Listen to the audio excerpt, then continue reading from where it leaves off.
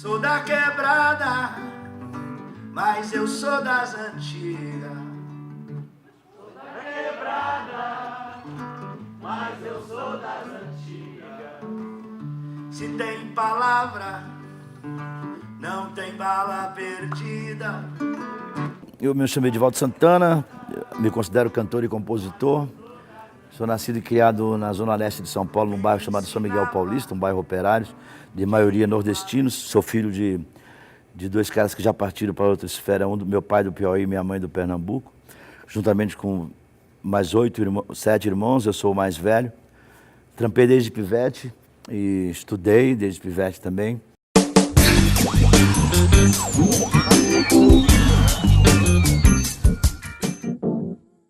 Nasci num bairro operário, onde as pessoas vinham, chamava Vila Nitroperária, onde as pessoas vinham do Nordeste para trabalhar, para morar ali, para trabalhar numa sucata americana chamada Nitroquímica,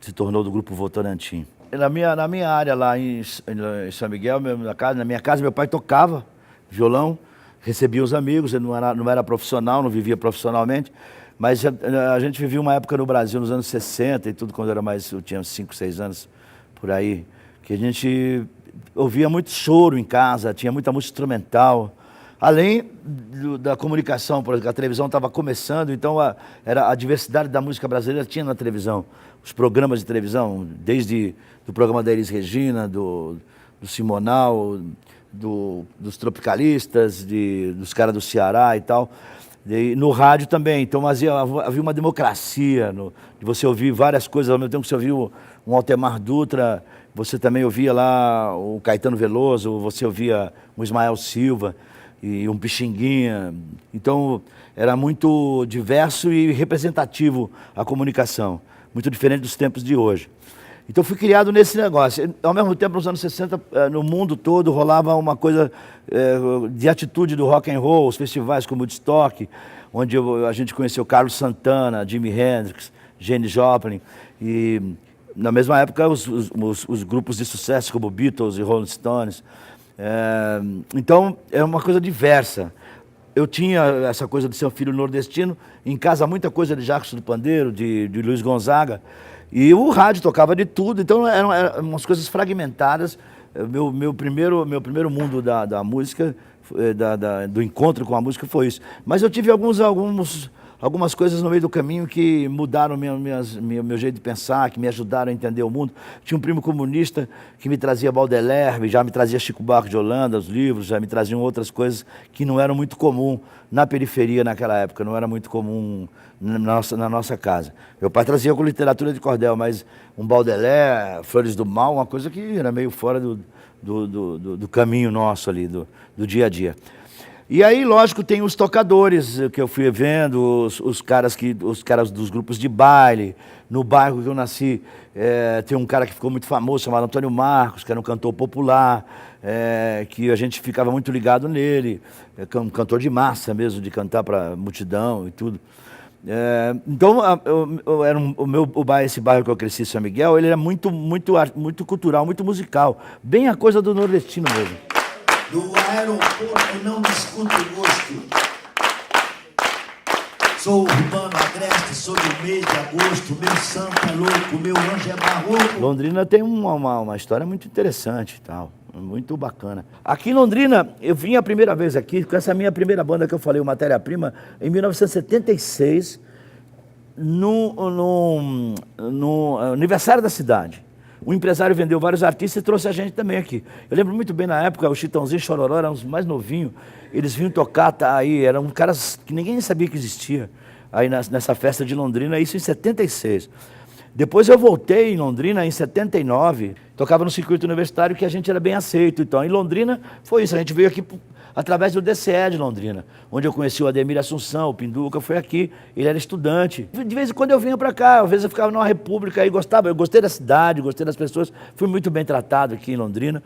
E fiz algumas parcerias boas, com o Ademir tem várias, né? Eu gravei o Muito Prazer, o Samba do Japa. Tem uma música minha que é muito citado, aparece muito essa interferência do Arrigo, do Paulinho Patife, do Paulinho Barnabé, nos arranjos e tal. né, essa coisa mais atonal, que isso tem uma referência numa das músicas desse disco, que era um vinil ainda. Então, se vivia um momento de confluência mesmo. O Itamar, que virou parceiro depois, o Itamar morava no mesmo bairro que eu, assim, no mesmo bairro, na mesma zona, morava na Penha e eu morava em São Miguel, a gente se cruzava. Depois eu conheci, quando o Bernardo foi morar em São Paulo, o Bernardo Pellegrini, foi morar na Vila Madalena, eu conheci o Edu Batistella, o Eduardo baterista. E a gente estava, na época, remontando a banda que ia me acompanhar em São Paulo e tal, e foi sugerido o nome do Edu, aí levamos para ele para tocar com a gente lá, e todo mundo gostou dele, ele ficou tocando comigo um monte de tempo, viajando comigo, gravou o disco de capa preta, o Edivaldo Santana, ele gravou inteiro o disco. Então, e ficou viajando comigo para tudo quanto é lugar e tal. Então tem uma ligação com Londrina meio bacana, parece que São Miguel e Londrina se dão bem, entendeu?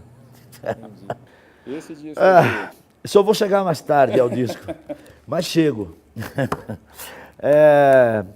Porque a minha vida, eu não tenho... O Leminski tem uma frase que é do caramba, que tá no Dor Elegante, que ele fala: o homem com uma dor é muito mais elegante, caminha assim de lado, como se chegando atrasado chegasse mais adiante.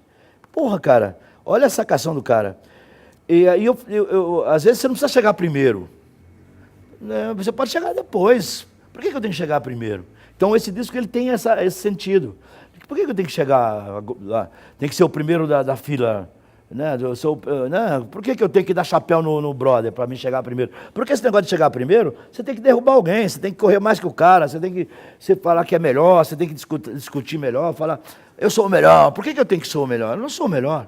Não tenho o rabo preso. Quem não tem o rabo preso anda solto na cidade. Não precisa de endereço para chegar na liberdade. Sua vida não tem preço, sua fé não tem idade. Não me espera para o começo que eu só vou chegar mais tarde. Quem não quer ser o primeiro não fabrica resultado, não dá chute no parceiro, nem jabá para ser notado. Não precisa de conselho para cuidar da vaidade. Não me espere para o começo que eu só vou chegar mais tarde. É isso, é isso aí. Quando Deus quer, até o diabo ajuda.